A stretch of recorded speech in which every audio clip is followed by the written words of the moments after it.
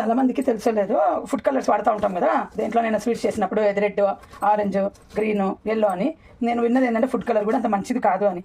ఇంకోటి ఏంటంటే ఈ మధ్య ఒక వీడియో చూశాను, అరిటాకులో కడిగి ఉట్టి నీళ్ళతో కడిగితే నీళ్ళు వేస్తాం కదా, అదే ఆ నీళ్ళు కడిగిన నీళ్ళు ఉట్టి నీళ్ళతో ఇలా పెట్టి కడిగిన నీళ్ళు గ్రీన్ కలర్ వచ్చాయి.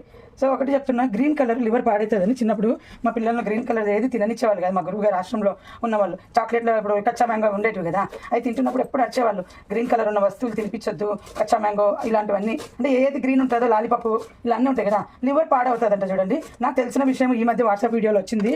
గ్రీన్ కలర్ అసలు కలర్ ఉందని వాళ్ళు అవాయిడ్ చేస్తున్నారు. ఈ రకంగా మనం కొన్ని గ్రీన్ పీస్లో గ్రీన్ కలర్ ఉంటుంది, కూరగాయలలో గ్రీన్, మెంతి కూర ఇవన్నీ ఫ్రెష్గా కనిపించడానికి గ్రీన్ కలర్లో డిప్ చేసి తీస్తారు.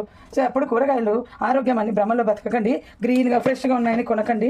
కొంచెము కనుక్కోండి, మీరు కడిగినప్పుడు మీకు గ్రీన్ కలర్ వచ్చిందంటే మీరే ఆలోచించుకోండి. ఇంకా అక్కడ కొనకండి, ఎక్కడైనా సరే అలాంటి ప్లేసెస్లో కూరగాయలు కొనకండి.